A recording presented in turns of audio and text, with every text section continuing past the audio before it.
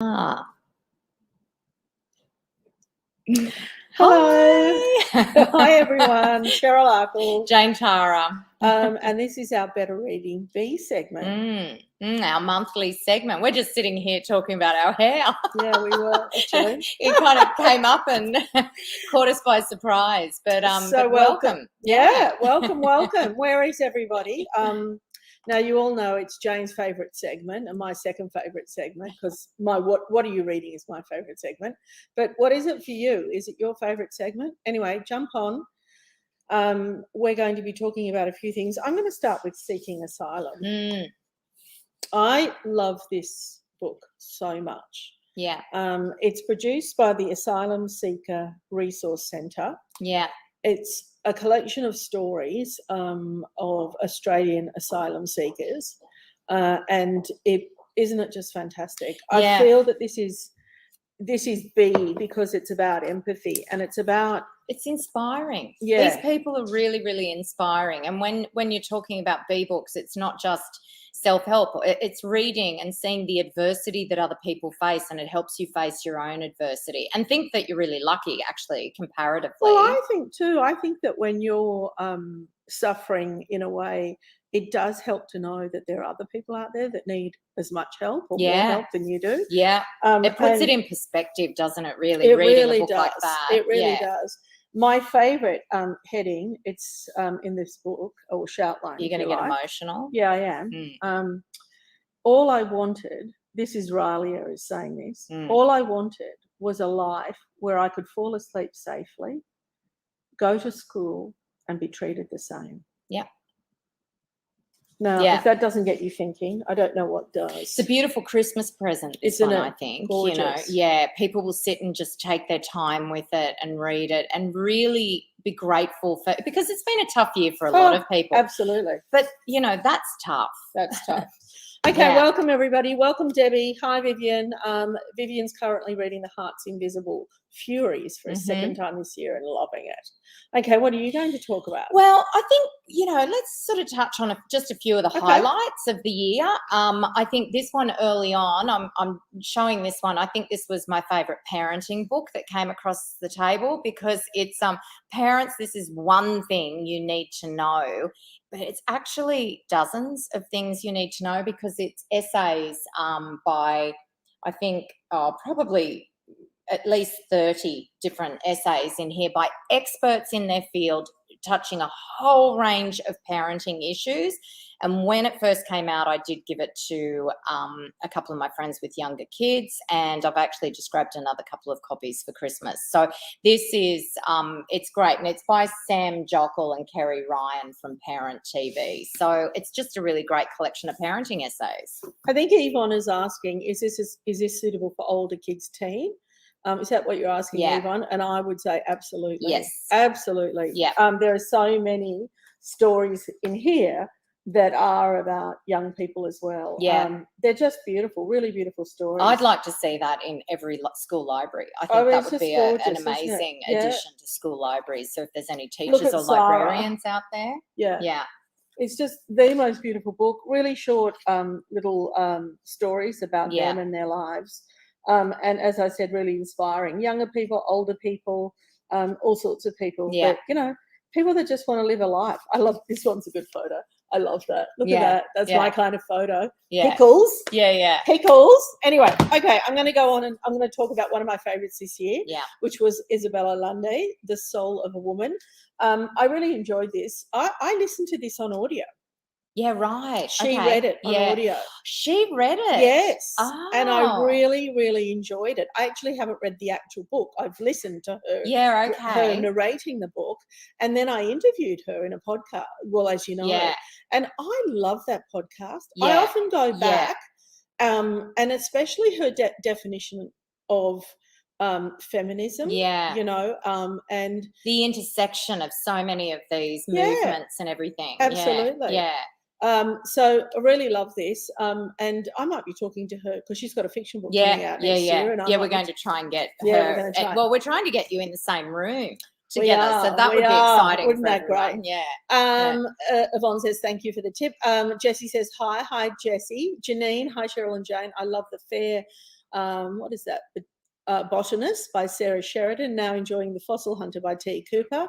Chris, I'm 3/4 the way through The Wife and the Widow. Excellent too.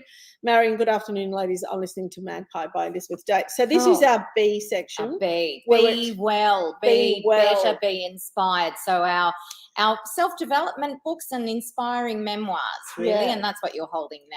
Well, I am. This was a wonderful chat, a wonderful book, and I also chatted with Rick Morton earlier this year, and the book's called My Year of Living Vulnerably. But he talks about rediscovering love and how love can come in many forms. It's not just romantic love; it's love of your dog. Love of your family, self-love, and that's the journey. Have you? I'm going to ask you all out there. Has anybody been looking at the Adele? The musician, the singer Adele, the media. I know you're laughing. Oh, you have? Oh, of course I have. It's Adele. Like, it's Adele. But she's talked about that so frankly. That's why I'm bringing her up. She is talking that this album's not just about her grief over the divorce, over her divorce, but it's about finding yourself. And the reason why she got to be divorced probably was because she didn't even know who she was. I have a few of those songs on loop already. I know them bellowing and now listen, them out. We're not a music recommendation site, you know that, but it is something that I've been looking at and certainly looking at some of the interviews, and I've been so touched about how candid she is. And do you know what I thought? I heard her in an interview on a podcast, and I thought, this must help so many people if she is that honest with the way she's feeling. That because we all just assume famous people have great lives and they don't suffer any heartache or any pain. Well, that's not true. But also, self-love, it gets sort of caught up in the whole self-development movement, and people think it's a bit, or narcissistic or something. But it's not. It's so important to really care for yourself. Do you know what I probably wouldn't. I don't know whether I'd be outright and say it's self-love that I've got, because I'm very critical of myself. But I will say this, and I think a lot of you and a lot of readers, I think, feel this as well. I am comfortable in my own skin. Comfortable with who I am, and I'm comfortable with how I live my life. Yes, I'm always learning. Yes, I can be better all the time. But usually I feel as though I live my life with some kind of integrity. I live my life with empathy. I live my life, and I you've got to remind yourself of that, don't you? But your life is a reflection of that, because you have a really lovely life. So it's when people have very, very low self-worth or zero self-love that that their life reflects that. They draw in experiences that reflect that. So I did a lot of work on self-love over the years, and my life reflects it now. It's great, but well, I've always felt that you loved yourself. I do. I love myself, Cheryl. I'm teasing. I am. I do love myself now. Laurel says, hi there, just finished The Good Wife of Bath and now reading Outback Secrets. Both have been great. Olivia, good afternoon. I'm reading The Unheard by Nikki French. Kylie, Rhonda Rouse's biography is worth a read. It's very inspiring, and it's an old one, though. We'll look that up, Kylie. Do you know that? No, I don't. Okay. All right, but that's great. Bronwyn says hi, and hi, Bronwyn. And Bronwyn's just finished The Last Woman in the World and loved it. Great. Michelle, hello, Michelle.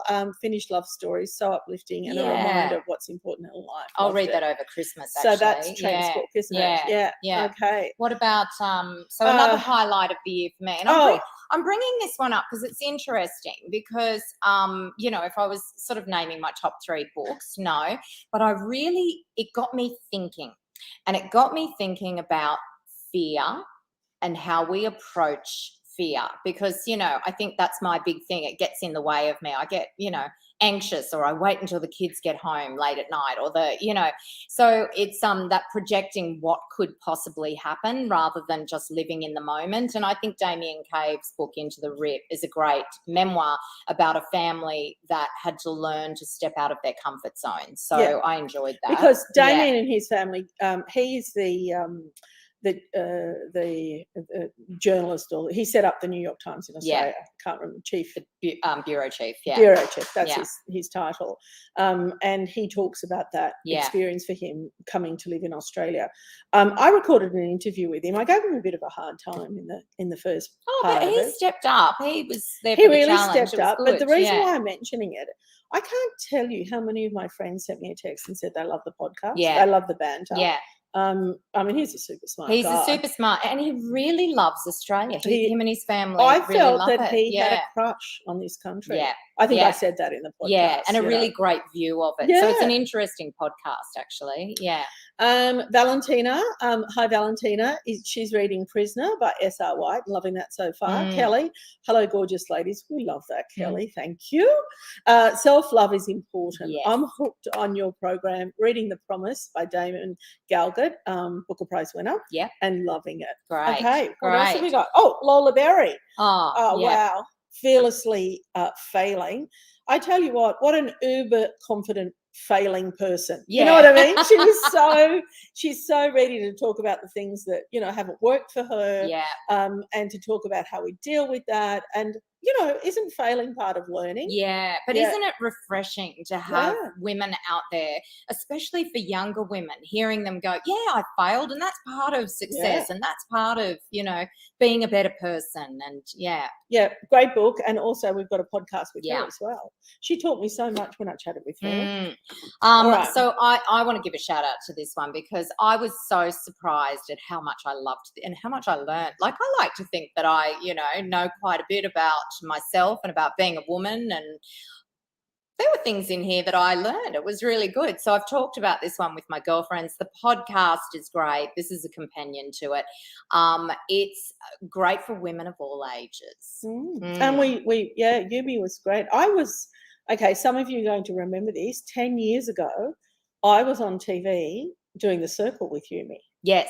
Yeah. So there you go. And that story, you've told it before, but tell it now again, because isn't that a bee thing? Like, what a great woman, you know? Yeah, I'll tell it again. Yeah. So it was, as I said, pardon me, it was 10 years ago, right, Yeah. that I was on that panel. They used to fly me from Sydney to Melbourne once a month, and I'd work very hard on the titles. Yeah. And also it was my first experience of television, so it was learning all the time.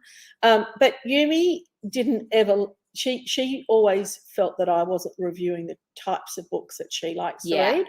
Now I was reviewing the books that I thought the audience of The Circle, and so she gave me a hard time. Yeah. You know, but that's fine. You know, you deal with stuff like that, and that was fine. And and then when I recorded the podcast with her 10 years later, I thought about my relationship with her, and I thought, I'm just not going to bring that up. I mean, there's no point, and I wonder if she'll remember me anyway, because her career has skyrocketed, and so is mine.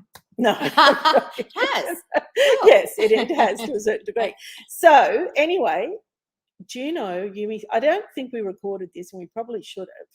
Yumi started the conversation, the podcast conversation, with Cheryl. I owe you an apology. Yeah. See, I love that. I think that's a good woman. Yeah, she was so grown up about it. And she said to me, I don't know what I was thinking. Every month I'd hassle you about your choices. I don't know what I was thinking. I'm so sorry. And there you go. We all grow up. And her being a woman's woman shows in this book. And she did write it with Claudine Ryan. And great book. Great book. My final one that I'm going to mention as a highlight of the year, Dex is going to put up the cover of Dissolve by Nikki Gamble. Oh, wow. And so our readers might not know this, but Nikki actually wrote this book for me. Yeah. Just for me, no one else. Yeah, she said, Jane, would you like me to write your book? I said I've had certain experiences in my life and I would like a book written about that. And so Nikki wrote this, and because I'm reading it's it so unique. Yeah. So, and I think a lot of women feel that way reading this. She just taps into women's pain and growth so well. It's a very, very inspiring, beautifully written memoir. Yeah, she's a lovely writer, isn't she? Yeah. Okay, so we're going to a couple of things. Let me just read these. Mary says, reading Three Dog Night by Peter Goldsworthy. We've already shouted out to Kelly, who said that we were gorgeous. Yeah. But was that do We'll that say it again. Yeah. Sharon, my favourite book this year is Refuge, a novel written by Dot Jackson. Oh, I'll look that one up. Yeah, we don't know that. And Marie, hi girls, I'm reading Victoria Perman, the women's pages. We love her. Yeah. Kylie, Rhonda's biography is called My Fight, Your Flight, by the way. Okay, thank you for Yeah, that. great. Now, listen, a couple of things. All of these books could be purchased on our website. Yeah. So if you want to buy any of these books, you can jump on and buy them through us. We've got an Instagram account called Better Reading B. If you're on Instagram, jump on and like the Better Reading B page. We love it. Yeah. What else do we have to tell them? Christmas party. Christmas party, 15th of December. I can't wait. 15th of December, 8 p.m. Australian Eastern Standard Time. You get yourself some champagne. Ours is already in the fridge. Ours is in the fridge. Yeah, ours is ready. We're sorted. Yeah. We're not going to tell you who's coming, but we've got a lot of authors. But we've also got prizes. Yeah. We've got 10 $100 book vouchers to give away on that night. So we've got book vouchers, we've got authors, we'll be drinking champagne, you'll be drinking champagne, and it's going to be great fun. It will be a hoot. It will be a hoot. Is that it from us? That's it, I think. So how are you going to, at the end, because we've done a full year of B now. Wow, so, congratulations, Jane. We're going to congratulate Jane on that because it was Jane's idea and Jane's initiative, and she's got a little following, and I know that so many of you have loved it. Yeah. So well done, Jane. Well done. We should have had champagne today, Jane. Yeah, true. But well done to you because you were like, well, yeah, I mean, you're always like, yeah, let's do it. It's not my type of thing. No. And yet you've had incredible guests. I'm sitting right here. Yeah. And you've actually every single time you've gone, wow, I learned something there. So you've gone into it with an open mind and heart. And so how are you incorporating some B things into your holidays? Me? Right, okay. Did I know you were going to ask me that question? You meditating? I'm not meditating. Do you know what I do? I don't know if I've talked about this. I swim every day. Yeah. That's how I get an incidental tan. Actually, I was with my sister earlier today and she said, you've got a tan and it's been raining for 2 weeks. Where have you been? I've been in my home. But because you swim, because you're out in the outdoors. That doesn't happen to me. I just get freckles. Right. Yeah. Okay, but getting back to swimming, the first 2 laps, I'm like, I'm busy. My mind's going everywhere, right? And then as the laps keep going, and I lose count of counting because that's not my point of being in there, and so I do it by time, then my mind, by the end of my swim, I'm not thinking about anything. Yes. So it's a form of mindfulness. Yeah. It is. Is that right? Is it a form of meditation? Yes, it is. Yeah. Right. So mindfulness, so meditation, you sit in meditation, but meditation should actually expand into your whole life. You should be mindful about the way you eat, the way you connect with people, the way you walk the dog or swim. So, all of those things are the extension of a practice. Do you know what I also do? At the end of my dog walk, I sit on a park bench. Yep. And I just sit there and I look up and I look at the trees and I just watch the birds. And you've been doing that since that first B podcast. I have. It was turning down the noise, I think, that got you doing that. So that's been a year that you've been doing that. Yeah. So what have you gotten out of this, Jane? The joy of watching you make some shifts. But I'm like, my t-shirt, got my B t-shirt. Can you see that? Yeah. She is living the brand. Yeah. Yeah. Better eating B. Yeah. I'll just continue meditating over and holidays. and also, I mean, I've had a really and continuing to have a really tough year. My mother's not well, and I know I've shared that with you guys before. And there are tactics. I have to go home sometimes. It's so hard. It's really deeply sad having an aging parent. And to deal with that, I really have to sit there and find a moment just to chill. And on top of this year as well. So those tools can just help you manage. Yeah. But you know what I've also learned this year is how to make pastry. Yeah.